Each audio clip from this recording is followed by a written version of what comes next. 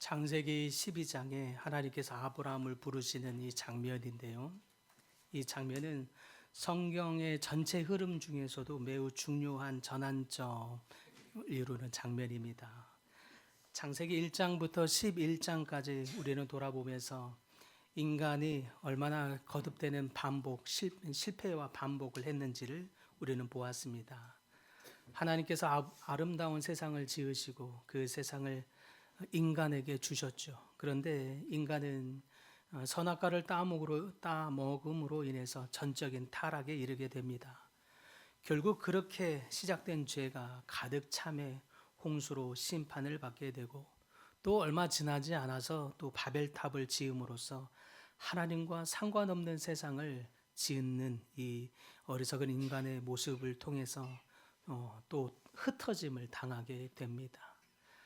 이렇게 인간의 타락한 모습을 보이자 하나님께서 구원의 역사를 시작하시는데, 아브라함과 이삭, 야곱, 요셉이라고 하는 대표적인 네 인물을 통해서 구원의 역사를 시작하십니다. 출발이 오늘 본문에 나오는 12장의 아브라함이라고 할 수 있겠습니다. 여기서 주목할 점은 하나님이 구원의 역사를 시작함에 있어서 어떻게 그 구원의 길을 열어 가시는가 하는 점입니다. 바로 한 사람을 부르셔서 그 사람이 믿음으로 반응하는지, 그 믿음으로 반응하는 사람을 통해서 하나님은 하나님의 구원의 역사를 시작한 것을 보게 됩니다. 그래서 그렇게 믿음으로 반응했던 이 아브라함이 우리 모두에게 믿음의 조상이라 일컬음을 받게 되기도 했습니다. 그렇다면 인류 구원을 위해서 하나님께로부터 부름을 받은 사람이 합당하게 반응하는 삶이란 무엇일까요? 이 질문은 아브라함에게만 해당되는 질문이 아닙니다. 그리스도를 믿는 우리 모두에게도 해당되는 질문입니다. 그렇다면 우리는 그 하나님의 부르심 앞에 어떻게 반응해야 합니까? 첫째는 떠나는 것입니다. 1절에 보니까 여호와께서 아브라함에게 이르시되 너는 너의 고향과 친척과 아버지의 집을 떠나 내가 내게 보여줄 땅으로 가라 라고 되어 있습니다. 여기서 가장 먼저 눈에 들어오는 단어는 떠나입니다. 하나님은 아브라함에게 먼저 떠나라고 하십니다. 고향을 떠나고 친족을 떠나고 아버지의 집을 떠나라고 합니다. 이 떠나는 것은 단순히 이동, 이사하라는 뜻이 아닙니다.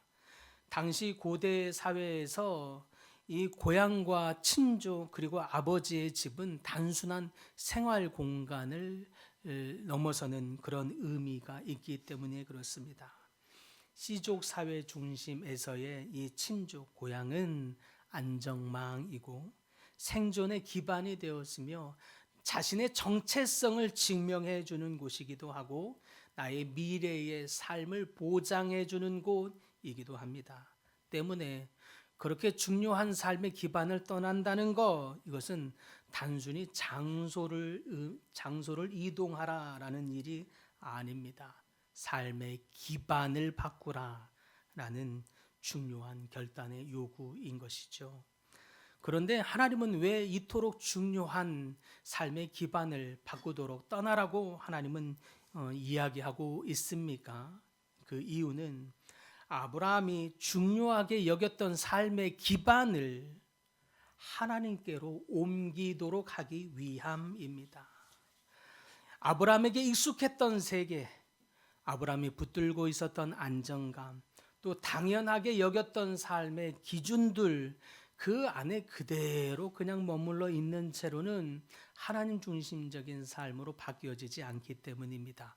그래서 먼저 떠나게 하셨습니다. 우리가 우리 삶의 중심을 하나님께로 바꿀 때, 그때 비로소 하나님은 하나님의 구속의 역사 안에 우리를 동참하게 하시기 때문에 그렇습니다. 여러분의 삶에 하나님의 역사를 갈망하십니까? 그렇다면 떠나야 합니다. 죄에서 떠나야 하고 세속적인 가치관에서 떠나야 합니다. 자기 중심적인 삶에서 떠나야 하고 사람들의 시선에 매여 있던 삶으로부터 떠나야 합니다. 세상이 좋다고 하는 것을 자기 인생의 기준으로 삼았던 그 자리로부터도 떠나야 합니다.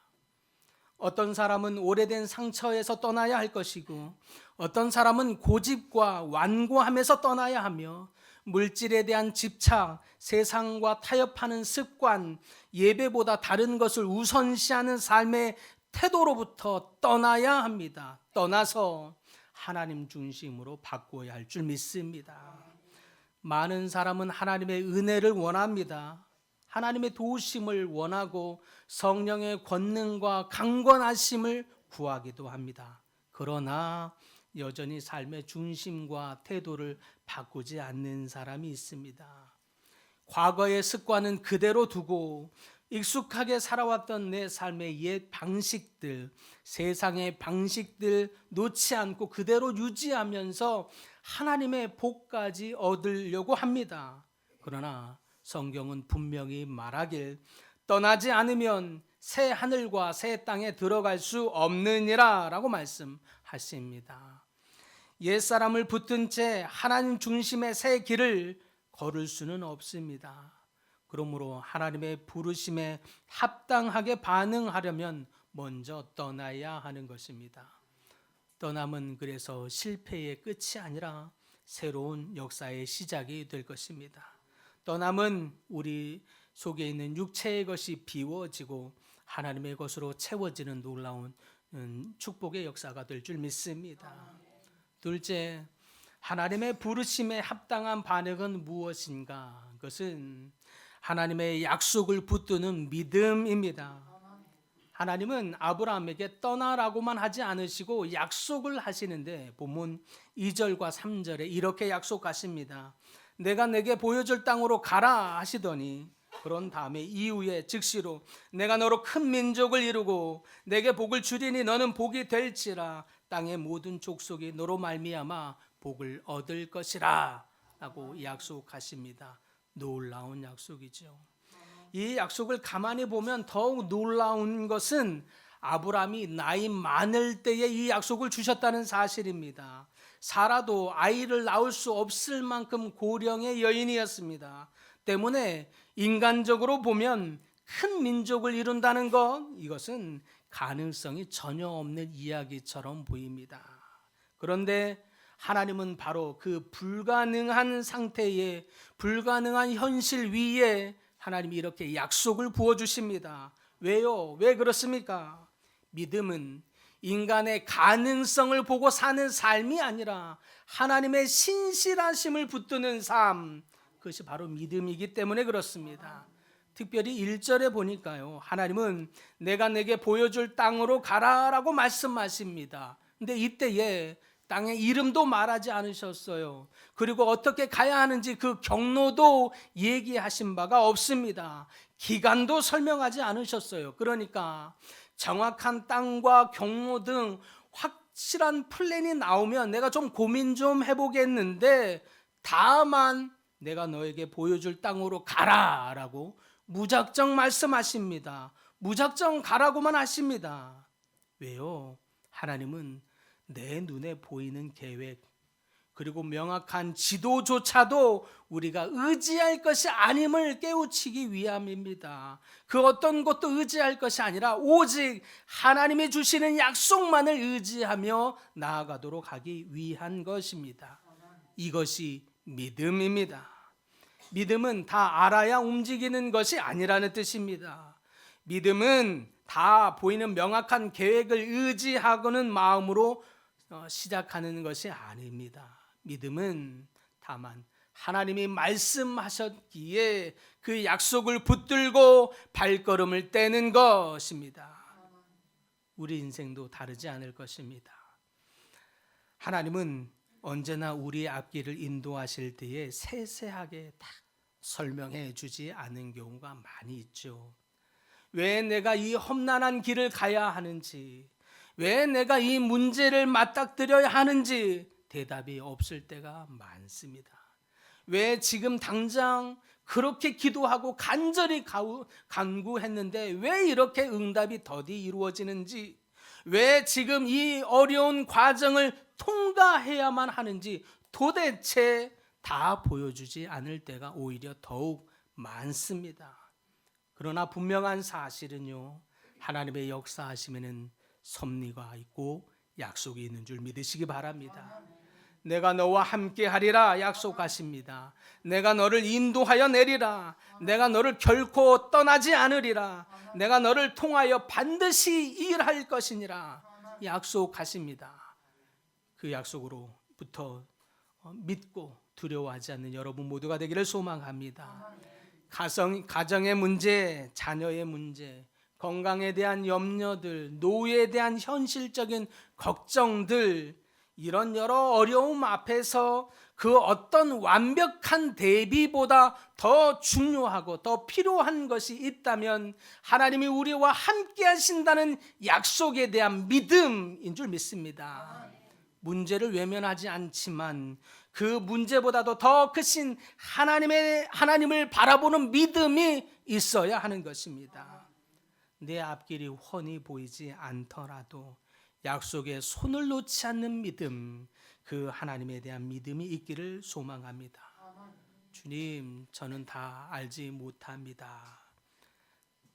주님, 제 앞길을 다 이해할 수도 없습니다.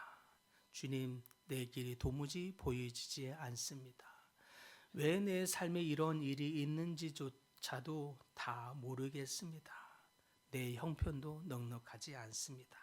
그러나 주님이 나와 함께 하신다는 그 약속 붙들며 나아갑니다. 이 하나님의 약속을 붙드는 이 믿음이야말로 하나님의 부르심에 합당한 삶인 줄 믿습니다. 우리의 인생은 결코 우리가 준비한, 우리가 계획한 설계대로 움직여지는 것이 아닙니다. 하나님이 약속하신 대로 인도하심을 받는 것이 우리 믿음의 백성들이 가야 할 삶인 줄 믿습니다. 마지막으로 하나님의 부르심에 합당한 삶이란 무엇이냐? 그것은 순종하며 예배하는 삶입니다. 4절에 매우 짧지만 강력한 하나님의 메시지가 있습니다. 이에 아브라함이 여호와의 말씀을 따라갔고라고 하는 표현입니다. 이 한 문장이 아브라함을 아브라함 되게 하셨습니다. 아브라함의 위대함은 여호와께서 자기를 불렀다고 하는 이 하나님의 음성을 들었다는 데에만 있는 것이 아닙니다. 그 말씀을 따라갔다는 데 있습니다. 음성을 듣는 것이 변화의 시작이라고 한다면 말씀을 듣고 따라간 것, 순종은 변화의 완성이 될 줄 믿습니다. 말씀을 듣고도 움직이지 않는다면 변화는 일어나지 않을 것입니다. 아브라함은 말씀을 따라 움직였습니다. 그러므로 인해서 하나님의 역사를 경험하게 된 것입니다. 아브라함은 말하기를 고백하기에 주의 인도하심을 믿습니다 라고 하는 이 고백을 넘어서서 여호와의 말씀을 따라 실제로 길을 나섰습니다. 거기에서부터 하나님의 역사가 시작되었습니다. 그로 인해 가나안 땅, 약속의 땅을 또한 유업으로 받게 되는 것입니다. 그러므로 순종은 말이 아니라 발걸음이며, 순종은 또한 순간의 감정으로 하는 것이 아니라 약속에 대한 말씀을 붙들고 움직이는 데서부터 시작되는 것입니다. 그런데 오늘 본문은 거기서 한 가지를 더 보여줍니다.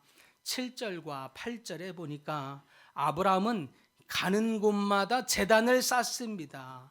세겜에서도 제단을 쌓고 또 베델과 아이성 사이에서도 제단을 쌓았으며 여호와의 이름을 불렀다라고 되어 있습니다. 이것이 매우 중요한 것은 아브라함은 단지 행동으로 움직이는 것만 한 것이 아니라 그 삶에서 그 행동하는 믿음이 예배 가운데에서 나타나고 있다라고 하는 사실입니다. 그는 믿음의 길을 걸으면서 목적지만 바라보면서 하나님 앞에 나간 것이 아니라 하나님 앞에 그의 이름을 부르며 예배함으로 있었습니다. 하나님의 뜻을 이루는 길을 순종하면서 갈 때도 하나님의 임재하심을 놓치지 않았다는 뜻입니다. 이것이 바로 참된 신앙입니다. 순종은 분주하게 무엇인가를 열심히 행동함으로만 끝나면 안 됩니다.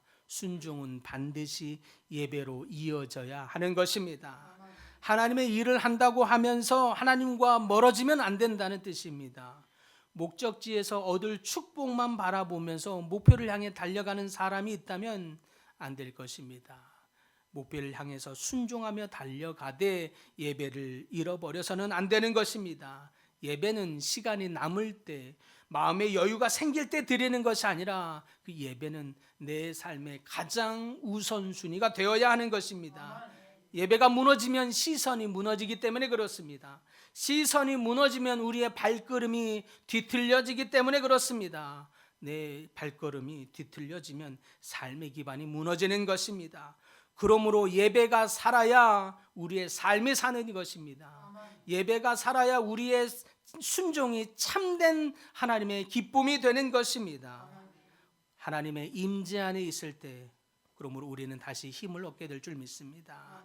하나님의 임재 안에 머물러 있을 때 우리 삶에 참된 나아가야 할 방향을 깨닫게 되고 다시 걸을 수 있는 힘을 얻게 될 것입니다. 어느 겨울 어떤 어머니가 새벽 기도를 마치는데 빈 예배당에 혼자 앉아서 흐느적거리며 기도하고 있었습니다. 남편은 갑자기 직장을 잃었고 자녀는 오랜 시간 방황을 하고 있으며 통장에는 더 이상 어떤 희망을 가질 만한 숫자가 남아있지 않았습니다. 그런데도 그 어머니는 눈물을 닦으며 조용히 기도합니다. 그리고 고백하길, 주님, 저는 제가 왜 내 삶에 이런 시간을 보내야 하는지 도무지 알지 못합니다. 그러나 주님, 제가 이 시간을 원망과 불평으로 보내지 않고자 합니다. 주님이 보내라고 한 시간이기에 이 시간을 믿음으로, 또한 주님께서 저에게 주셨던 약속을 붙들며 이 시간을 통과하게 하여 주옵소서. 어머니는 원망 대신 예배의 자리를 지키기로 결단했고 다짐을 하면서 두려움 대신 약속의 말씀을 붙들고 있었습니다. 깊은 수렁으로 빠질 듯한 시간이 한창 지났을 어느 해 어느 날, 방황하고 있던 아들이 어머니의 낡은 성경책에 꽂혀져 있는 기도문을 보게 됩니다. 거기 그 기도문에는 이런 내용이 적혀 있었습니다. 주님, 내 아들이 아닌 것을 고백합니다. 내 아들을 주님의 아들이오니 제가 붙드는 손보다 주님 손에 맡기는 것이 더 좋은 것임을 믿습니다. 주님 손에 맡깁니다. 물질의 궁핍이 참 궁핍이 아니요 영혼의 기근 이옴을 아오니 주여 저희 아들의 영혼에 단비를 내려 주옵소서. 그 글을 읽고 있던 아들은 처음으로 소리내어 흐느끼며 기도를 합니다. 하나님 잘못했어요. 하나님 잘못했어요. 그리고 그는 그 무너진 삶을 돌이켜 다시 하나님께 돌아오는 계기가 되었습니다. 훗날 아들이 간증하기를 이렇게 말합니다. 저를 바꾼 것은 어머니의 잔소리가 아닙니다. 끝까지 나를 포기하지 않고 붙들었던 그 눈물의 기도, 약속을 붙들며 흘렸던 그 눈물의 기도가 저를 바꾸었습니다. 여러분, 하나님의 부르심에 합당한 반응은 이와 같이 때로는 이해되지 않아도 순종하는 것이고 앞길이 도무지 보이지 않아도 약속을 붙드는 것입니다. 무너진 가슴을 쥐어 안고 있으면서도 끝까지 예배의 자리를 지키는 것입니다. 그때에 하나님이 역사하시는 줄 믿습니다. 사랑하는 성도 여러분, 아브라함이라고 한 사람의 순전한 반응을 통해서 하나님께서 온 인류를 구원하셨듯이 지금도 하나님은 인류 구원을 위해서 하나님 앞에, 하나님의 부르심 앞에 순전하게 반응할 자를 찾고 계십니다. 그 부르심에 순전하게 반응하는 그를 통해서 하나님은 지금도 당신의 구원의 역사를 이루어 가기를 원하십니다. 누가 그 하나님의 부르심에 순전함으로 반응하시겠습니까? 그 부르심 앞에 혹 지금 하나님께서 나로 하여금 떠나라 라고 하시는 영역, 그것은 무엇입니까? 나아가 하나님이 나로 하여금 이 약속을 붙들라라고 주시는 그 약속은 또한 무엇입니까? 하나님이 우리를 부르시는 그 부르심 앞에 더 이상 머뭇거리지 않기를 바랍니다. 우리를 부르신 하나님의 부르심 앞에 우리가 순전함으로 반응하게 될 때에 우리의 영혼이 회복되게 될 줄 믿습니다. 우리의 가정이 회복될 것입니다. 다음 세대가 세워지고 우리의 자녀가 복을 받게 될 줄 믿습니다. 우리 공동체가 하나님의 은혜의 통로가 될 줄 믿습니다. 그러므로 오늘 우리를 부르신 하나님의 부르심 앞에 이렇게 기도할 수 있기를 소망합니다. 주님, 이제 우리를 부르신 하나님의 부르심 앞에 순전함으로 반응하기를 원합니다. 주여, 옛사람을 살았던 삶의 모습으로부터 이제 떠나게 하여 주옵소서. 주여, 이 세상 것을 붙들며 사는 사람이 아니라 오직 주의 약속을 붙들며 살게 하여 주옵소서. 주님, 내 삶에 어떤 여러 가지 일로 분주한 인생이 아니라 오직 주님 앞에 예배함으로 순종하는 삶을 살게 하여 주시옵소서. 하나님의 부르심 앞에 이와 같이 기도함으로 하나님의 역사하심을 풍성하게 누리는 우리 모두가 되기를 간절히 축복합니다.